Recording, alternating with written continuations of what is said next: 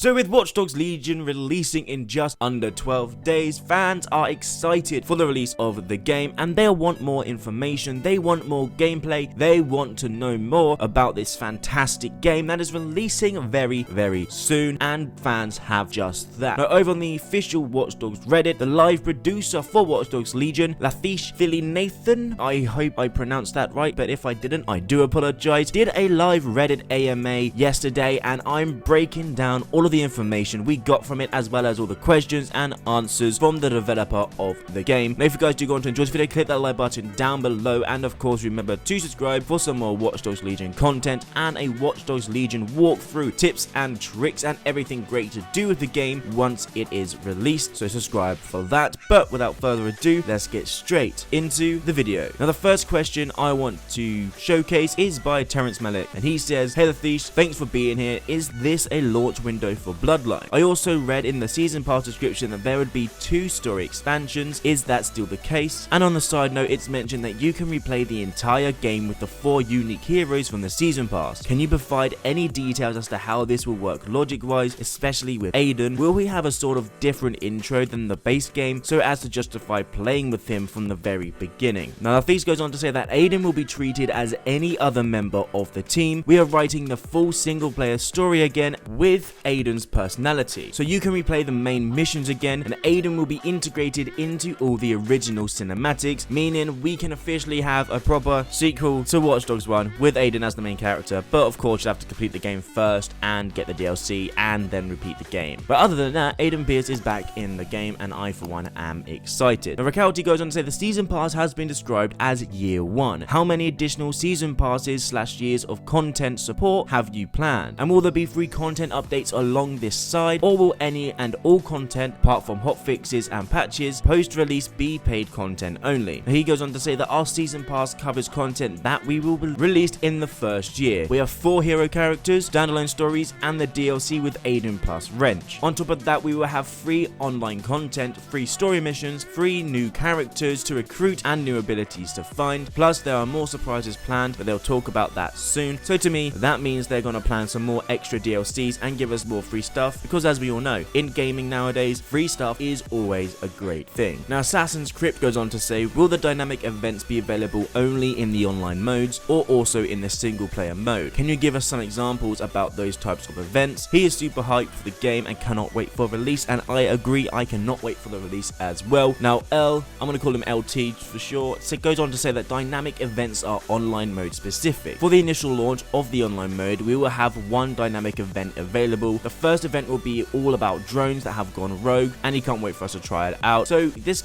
leads me to think, that as the game progresses and as more players get their hands on the game, the online aspect will continue to grow and grow, somewhat in the same vein as how GTA Online done. So they started off quite small and then they just kept growing and growing their content. That is something I am looking forward to. Now a moderator on the Watch Dogs Reddit page, Trev Visor, goes on to say, "Hey, thanks for doing this MMA. I've got a couple questions and 1 feature request, hoping you can reply to more than one of them. The first question being, what is your favorite part of the game that someone else was responsible for? Some of the trailers talk about a year 1 pass. Does this mean there are plans to support this game via updates and DLC for 2 years or maybe even longer? And could some of these DLC add new areas to the city map? And finally, any chance for a skills scan pulse of sorts that's allowed me to find more recruitable characters with specific traits? Don't want something overpowered, but I think it would be a cool feature." Now LT answers the questions by saying he loves the core story of the game. Our narrative and cinematic teams have worked very hard to tell a compelling story with any of the operatives you choose to play with. Some of the trailers talk about a year 1 pass. Does this mean there are plans to support the game via updates and DLC for 2 years or maybe even longer? Their current plan is just for year 1, but they are not saying it's out of the realm of possibility that they could progress onto a year 2, year 3, etc. And could some of these DLC add new areas to the city map? And he goes on to say, "We love London. All of our year 1 content will take place in our version of London." Now, what if they turn this into a live service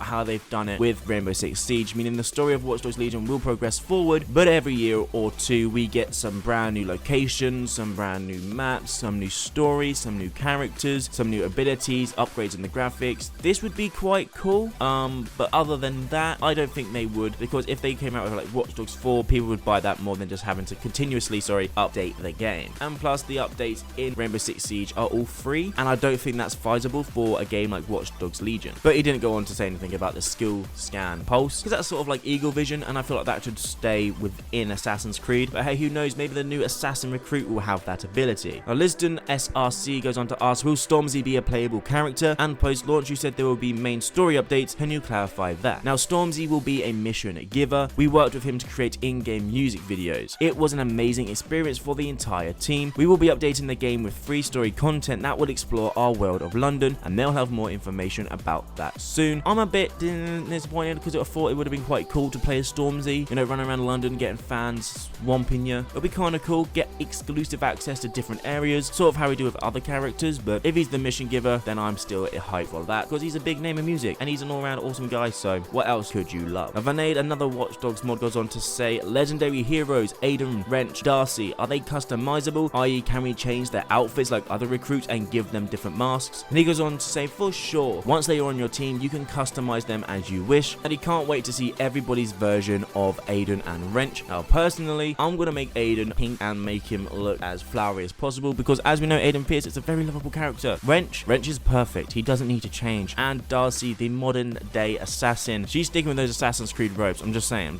If we can change the colors, then I'm going to go over black and red look, kind of mirroring Shell June, but other than that, they are staying the same. But Alex Kev says, is it possible to completely remove masks like Pig's head? Does Aiden have pocket animations like in the first game? And are there any plans to introduce hair customization post-launch? And he goes on to say, you have lots of options for different masks. You can decide what to wear, and during combat, your operative will put it on automatically. They'll show more of Aiden very soon, probably the post-launch trailers, something like that. And in their bucket list, the hair customization is there. So hopefully it'll come soon. Now, Epic Stream Man, someone I followed on Twitter and everywhere else for years, is a Watch Dogs mod, and he goes on to ask, first of all, thank you for bringing online invasions back, as I don't think a Watch Dogs game should be without them. What more can you tell us about online invasions? What will they be like compared to the previous Watch Dogs games? Unlike the rest of the online mode in Legion, I'm assuming invasions will be part of the single player game or not. We will be able to invade others as iconic characters like Wrench and Aiden, etc. LT goes on to say, invasion is evolving. We're bringing the play as anyone recipe into the core experience of invasion, meaning it will possibly be an online mode, and that they've evolved it into something better than what it was in previous games. I can't wait to play. Invasion will be an online mode like I just said. This time though, you can play invasion in public matchmaking or just with friends, so you don't have any random person coming into your game. I think for my walkthrough, I'm going to have it open just because it'd be quite cool to do. And yes, you can use anyone on your team to play invasion, so meaning you can just randomly assassinate someone as Darcy in Watch Dogs Legion's invasion mode, which I cannot wait to do. I'm an Assassin's Creed fan. Can you tell? Now, Feces Muncher 69, great name, says, my main question is, what are the differences between recruiting your team in single player and online? Do your single player recruits carry over? And is recruiting anyone different in online? Also, has Watch Dogs Legion gone gold? Thank you for the MAA. I cannot wait for Legion. And LTE says, the online mode is a dedicated sandbox. You will start fresh with a new onboarding experience and faster recruitment process. We want to get you and your friends playing together as quickly as possible. You'll build a new team for online specific content, basically saying you have your single player team, which is the main campaign and DLC and storylines, and then you have a separate team for the online sandbox, that is the new online mode. Completely two different teams, but you can still have the exact same people on them. You just have to choose who's on whose team. Now, another thing that I quite like is that during all of this AMA is that LT actually takes suggestions from fans. One of the things being from President Zeus, who says, is there or will there be in the future a feature to make outfit loadouts or preset loadouts to make it easy to swap back and forth? Why? Because I would love to have a different outfit for different playstyles, and he says that's a good suggestion. Adding to our list to review our pizza or game, but I hope this is a feature in the game. Imagine switching to a character and